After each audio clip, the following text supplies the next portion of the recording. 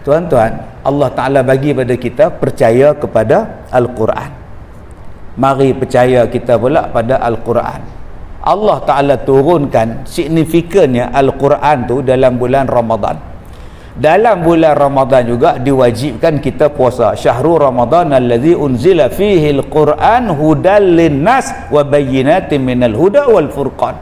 Apa signifikan dia? Ada ibadat puasa dalam bulan Ramadan. Bulan Ramadan juga diturunkan kepada kita Al-Quranul Karim.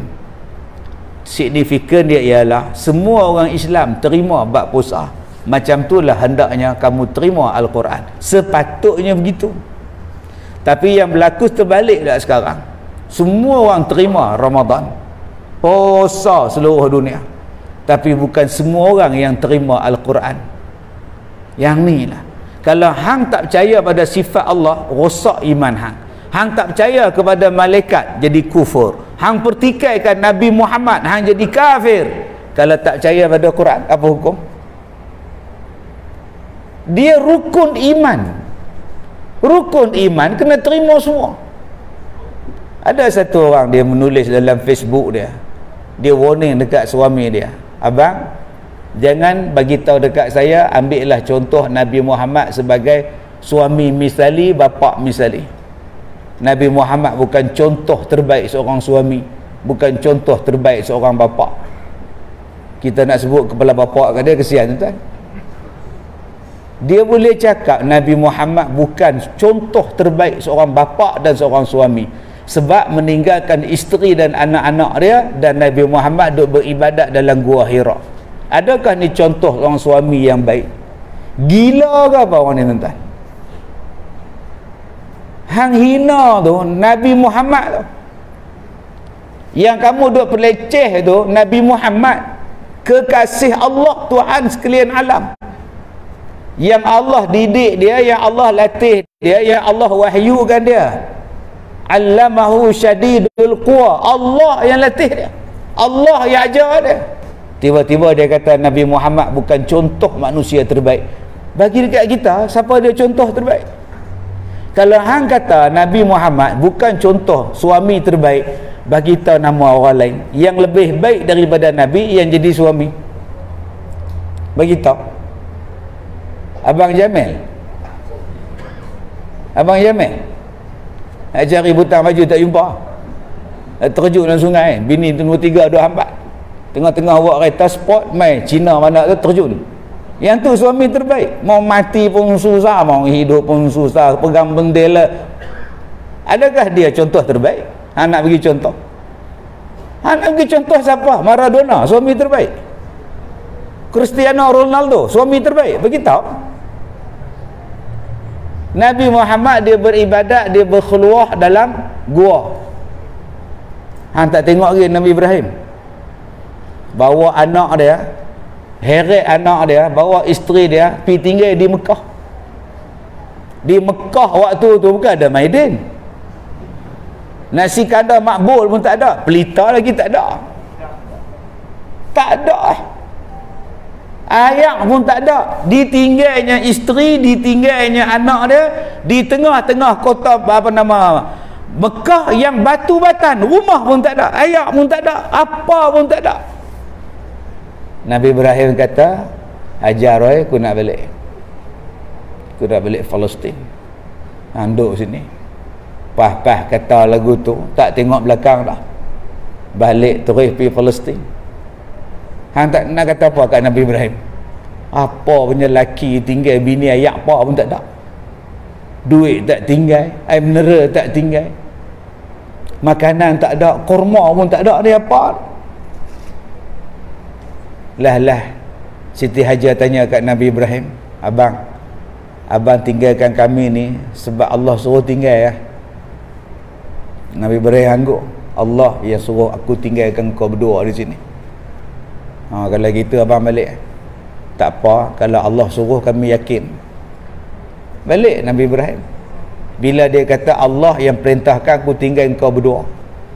Cuba kak-kak di belakang tu, suami pergi umrah 2 minggu. Abang tak tinggal duit ke belanja apa semua ni? Aku tinggalkan hang dengan Allah. Agak-agak akak-akak kata apa? Padahal kita ni pejabat YB pun ada, pejabat kemas pun ada, pejabat masjid ada, mai minta bantuan tak apa. Yang Siti Hajar isteri Nabi Ibrahim pejabat apa? Adun apa duk situ? Khidmat masyarakat apa? Adakah dia kebulung? Adakah anak beranak tu mati kebulung? Tak ah. Hang taat pada Allah, aku bagi dekat hang air Zam-Zam. Hang taat pada aku jadikan Mekah ni kota, semua orang datang sini. Hang jadikan Mekah ni sebagai tempat tinggal hang dengan kehendak daripada Allah. Hang reda segala makneka ada di Mekah. Hang tak payah tanam pokok durian, hang tak tanam pokok tembikai, hang tak payah tanam manggis. Semua aku bagi hantar di Mekah. Sampai bila? Sampai sekarang tuan-tuan. Manggis pun ada, tembikai pun ada di Mekah. Padahal ladang tembikai tak ada pun di Mekah tu. Batu semua. Adakah Allah bagi susah Siti Khadijah? Apa hang ingat Siti Khadijah tu kebulok? Nabi tinggalkan dia dalam keadaan dia lapang anak beranak. Tak. Adakah Siti Khadijah tu ditinggalkan dalam keadaan melarat? Tak.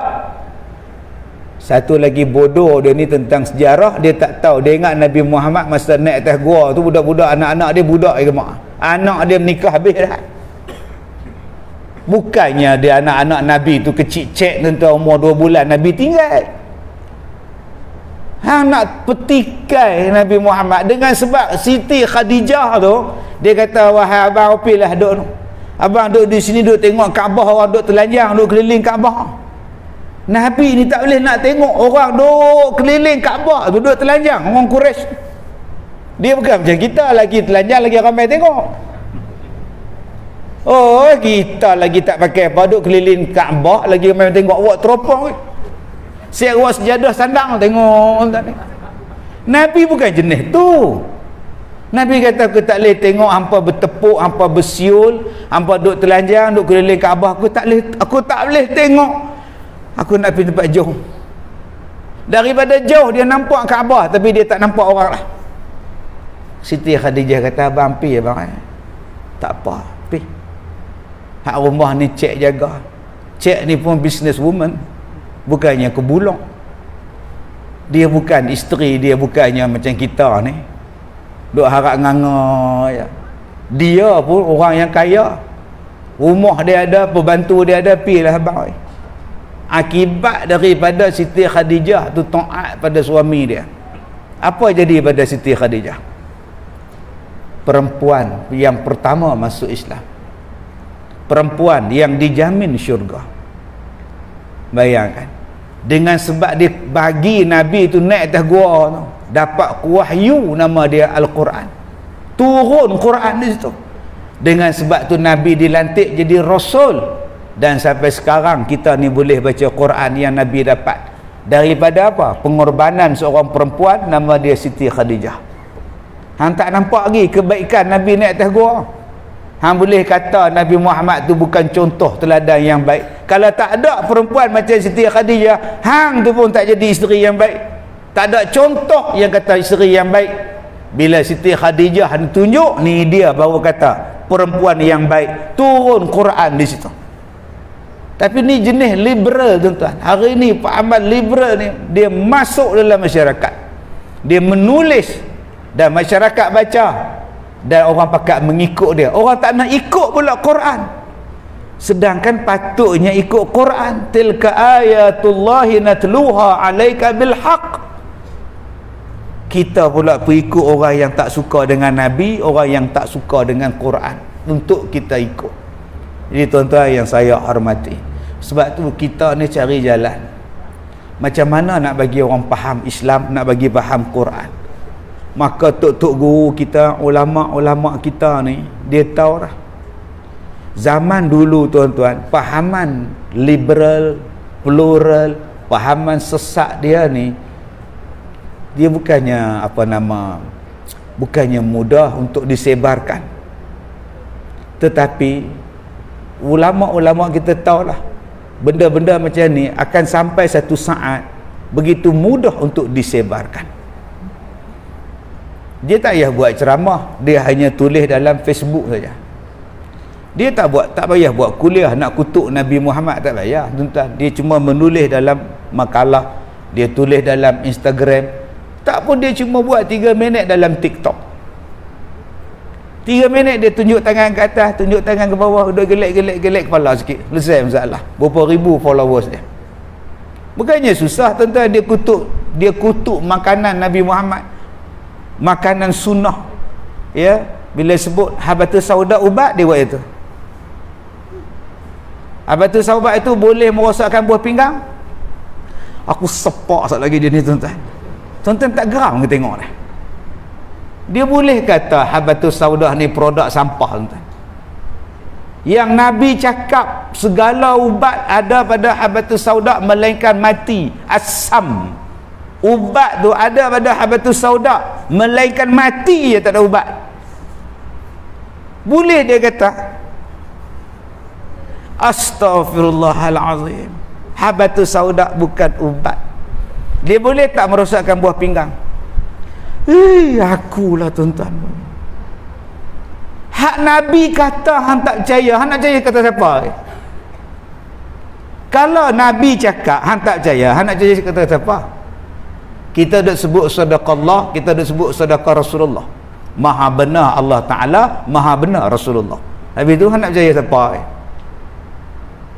Kalau Quran hang tak percaya satu ayat, apakah hukum hang tak percaya dengan satu kata-kata Nabi SAW?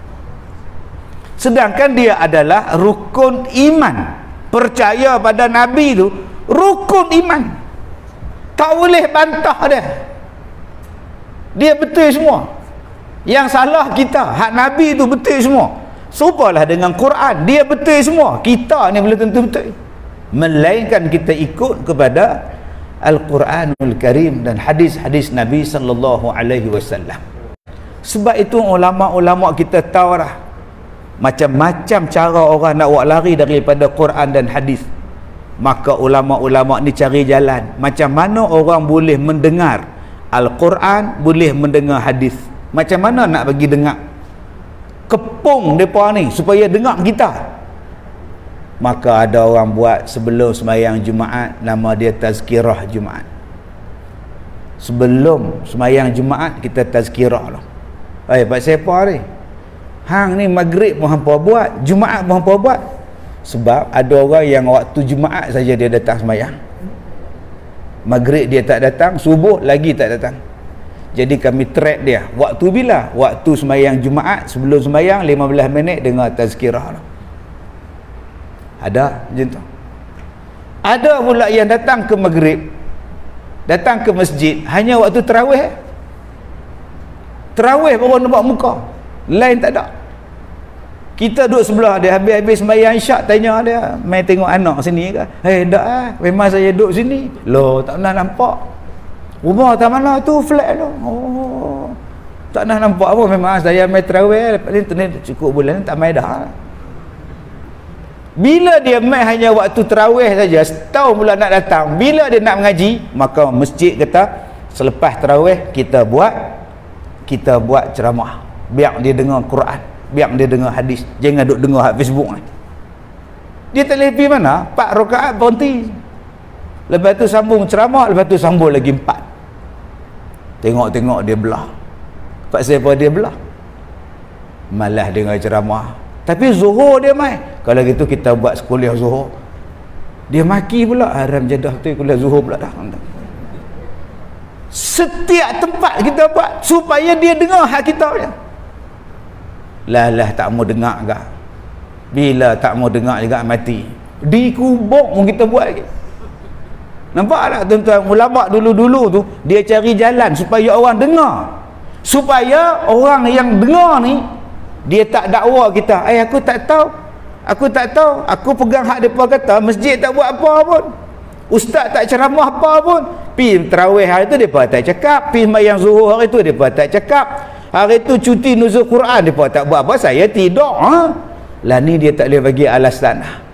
Setiap satu saat kita bercakap, nak bagi tahu ni dia Quran, nak bagi tahu ni dia hadis. Sebab kita nak lawan apa yang disebut kepada kita, kepada mereka dalam media-media sosial hari ini, yang budak-budak tengok media sosial lebih lama daripada tengok Quran. Sebab tu kita tengok pahaman-pahaman sesat ni tuan-tuan, dia masuk dalam rumah kita. Sebab dengan 3 minit saja dia lenggok kepala, dia petikaikan madu lebah, dia petikaikan habatus sauda, dia petikaikan daun sana. Contoh-contoh bagaimana orang membawa kepada kita satu benda yang lebih baik daripada Al-Quran. Dan hari ini masyarakat kata yang ni paling bagus. Tuan-tuan yang saya hormati, Allah pernah mencabar manusia ni. Wa in kuntum fi raibin mimma nazzalna ala abdina fa'tu bi suratin min mithlih wad'u syuhada'akum min dunillahi in kuntum shadiqin. Kalau kamu ragu-ragu dengan Al-Quran, datangkan satu ayat yang sama dengan Al-Quran ataupun lebih baik pada Quran. Minta tolong daripada geng-geng kamu, orang-orang hebat kamu, kalau kamu adalah orang yang benar. Allah cabar kita. Kalau kamu ragu-ragu dengan Quran, bawa mai kepada aku satu ayat, satu surah yang lebih baik ataupun yang sama dengan Quran. Cuba buat tuan-tuan. Allah Ta'ala sebut dalam surah Al-Isra ayat 12, wa kulla syai'in fassalnahu tafsila. Setiap sesuatu kami jelaskan di dalam Quran. Tuan-tuan balik buka surah Al-Isra ayat 12, Allah kata apa? Setiap sesuatu kami jelaskan dia di dalam Al-Quran. Subhanallah, Masya Allah. Satu benda pun Allah tak tinggal.